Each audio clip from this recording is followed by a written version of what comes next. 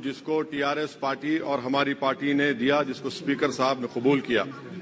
Sir, मैं 11 point आपके सामने रखूंगा जो मैं बताने की कोशिश करूंगा कि क्यों हम इस तहरीक अदम एतमाद की तायीद में और मोदी हुकूमत की मुखालिफत में खड़े हैं। सर, हालिया दिनों में हमारे मुल्क में ट्रेन में एक वर्दीपोश दहशतगर्द ने अपने सीनियर मीना साहब का कत्ल करने के बाद ट्रेन के कंपार्टमेंट में जाकर नाम पूछकर, चेहरे पर दाढ़ी देखकर, कपड़े देखकर उनको कत्ल कर दिया और उसके बाद उसने कहा कि इस देश में रहना है तो मोदी को वोट देना पड़ेगा।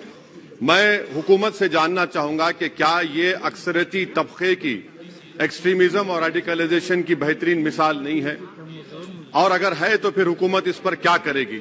सर, हमारे आइन में, संविधान में लिबर्टी ऑफ कॉन्शियस को लिखा गया, तमहीद में, यानी जमीर की आजादी का जिक्र किया गया है। मैं हुकूमत से और खास तौर से वजीर आजम से जानना चाहता हूं कि कहां गया इस हुकूमत का जमीर, कॉन्शियस जिसको अंग्रेजी में कहते हैं, जब नूह में 750 इमारतों को बगैर ड्यू प्रोसेस फॉलो किए उनके इमारतों को मुनज़्ज़म कर दिया गया, और इसलिए कि वो मुसलमान थे, पूरे के पूरे इलीगल थे। इसीलिए पंजाब की हाईकोर्ट, हरियाणा की हाईकोर्ट ने कहा कि ये एथनिक क्लेंसिंग है। इसकी एक बेहतरीन मिसाल है उस हुकूमत की। तीसरी है कि इस मुल्क में एक नफरत का माहौल, बल्कि एक आतिश को पैदा कर दिया गया, मुसलमानों के खिलाफ नफरत का माहौल। ये 9 साल का इनका ये कारनामा है। तीसरा सर, मणिपुर के ताल्लुक से कल बड़ा लंबा जवाब वजीर दाखिला ने दिया। सर, आसाम राइफल के ऊपर केस बुक हो जाता है, एफआईआर हो जाता है। क्या हो रहा है वहां पर? कहां गया आपका कॉन्शियस, कहां गया आपका जमीर, जब वहां की महिलाओं की अस्मत रेजी की जा रही है? और आप मुख्यमंत्री को नहीं हटाना चाहते इसलिए क्योंकि वो कोऑपरेट कर रहा है। सर, मैं हरियाणा और मणिपुर के वजीर आला के लिए, किसी शायर ने अच्छा कहा था कि कुर्सी है तुम्हारा ये जनाजा तो नहीं, कुछ कर नहीं सकते तो उतर क्यों नहीं जाते।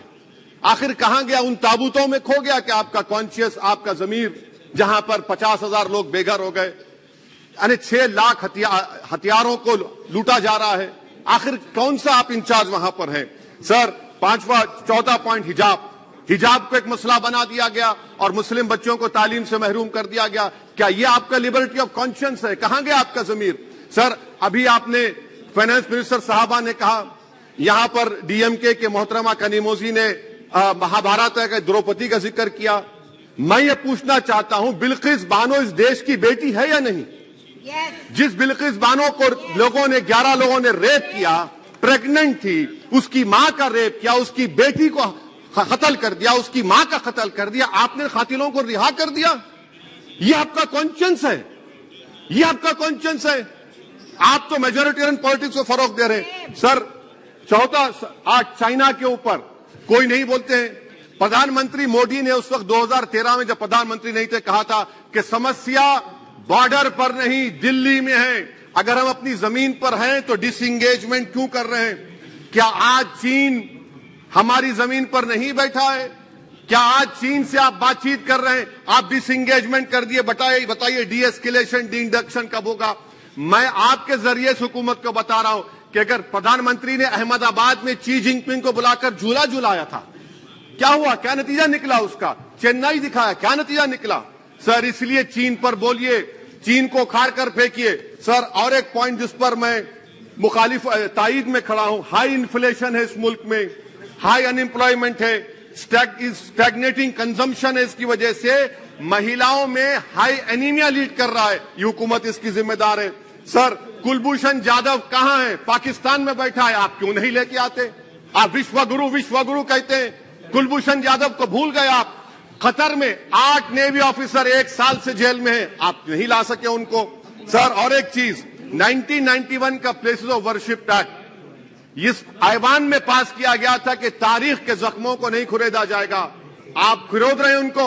मैं आपको इंतबाह दे रहा हूं, वार्न कर रहा हूं, इस मुल्क को 90 के दहे में मत लेकर जाइए। 91 का एक्ट, सुप्रीम कोर्ट में जवाब दीजिए कि आपकी हुकूमत 91 प्लेस ऑफ वर्शिप एक्ट की कायम है, उस पर कायम रहेगी।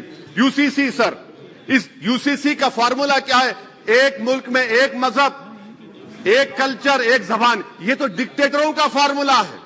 भारत एक गुलदस्ता है, भारत एक मोजाइक है।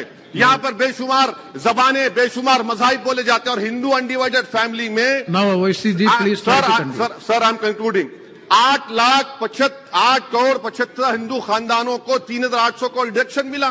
इसके बारे में आप क्या कहेंगे सर? और मैं कंक्लूड करने से पहले आपको बताना चाह रहा हूं कि माइनॉरिटी वेलफेयर का बजट 40% कम कर दिया गया। पढ़ो प्रदेश, प्री मैट्रिक स्कॉलरशिप कम कर दी गई, मौलाना आजाद फाउंडेशन खत्म कर दिया गया फेलोशिप, और इसकी वजह से 1,80,000 मुसलमान हायर एजुकेशन में गायब हो चुके हैं। सर, मैं इख्तिताम में कह रहा हूं कि पसमानदा मुसलमान से प्रधानमंत्री को बड़ी मोहब्बत है। ये कौन सी आपकी मोहब्बत है पसमानदा, जो आपके पास एक मुसलमान मिनिस्टर नहीं है वहां पर? इखलाक से लेकर, पीलू खान से लेकर, अफान अंसारी से लेकर लुकमान अंसारी, मॉब लिंचिंग पूरे पसमानदा मुसलमान की होती है। पावरलूम बंद है, अंसारियों के कुरैश बरादरी का कारोबार बंद किया जाता है। स्पीकर सर, मैं कंक्लूजन में अभी कल हमारे होम मिनिस्टर ने कहा था क्विट इंडिया। अगर इनको मालूम हो जाए कि क्विट इंडिया का नारा एक मुसलमान ने दिया था तो वो भी नहीं बोलेंगे, वो नहीं मालूम था उनको। उसका मैं कंक्लूड कर रहा हूं, उसका नाम यूसुफ मेहर अली था सर। यूसुफ मेहर अली ने क्विट इंडिया का नारा बनाया, जिसको महात्मा गांधी ने सारे देश में एक पैगाम दिया। मैं कंक्लूड कर रहा हूं सर, इस देश में अगर आज क्विट इंडिया करना है तो कहना पड़ेगा चाइना क्विट इंडिया। जो गौ रक्षक है जिसका नाम मोनू है, वो आपके लिए मोनू डार्लिंग बन गया है, उसको कहिए क्विट इंडिया। सर, जो लोग तुष्टीकरण की राजनीति आप कर रहे हैं, आप हिंदू अक्सरियती लोगों में हथियार बांट रहे हैं, ये आप देश के लिए खतरा पैदा कर रहे हैं। Sir, I am concluding. इसीलिए हम आपसे अपील कर रहे हैं कि हुकूमत से कह रहे हैं कि आप जो सियासत कर रहे हैं इससे नुकसान देश को होगा। प्रधानमंत्री जब खड़े होकर जवाब देंगे, हम उनसे पूछना चाह रहे हैं, पॉइंटेड क्वेश्चन है, क्या देश बड़ा है या हिंदुत्व गोलवालकर की आइडियोलॉजी बड़ी है? मैं इस तहरीक अदम एतमाद की तायद में खड़ा हूं और हुकूमत की मुखालिफत में। सर, एक आधा मिनट सर, दो लोग, दो महाज है इस मुल्क में, एक चौकीदार है, एक दुकानदार है। एक चौकीदार है, एक दुकानदार है। जब जुल्म हम पे होता कोई मुंह नहीं खोलते। यूएपीए का कानून अमित शाह ने लाया, इन दुकानदारों ने तायद की। आज उस यूएपीए का कानून में 83 साल का बुढ़ा सिपर नहीं होने से मर गया। आखिर कब तक दुकानदार और चौकीदार हमारी लाशों पर सियासत? सर, हम कंक्लूडिंग, कब तक सियासत करेंगे? अगर आप जुल्म के खिलाफ आवाज नहीं उठाएंगे तो आपकी दुकानदारी नहीं चलेगी, चौकीदार को पकड़ेंगे, तीसरा महाज करेगा। शुक्रिया सर।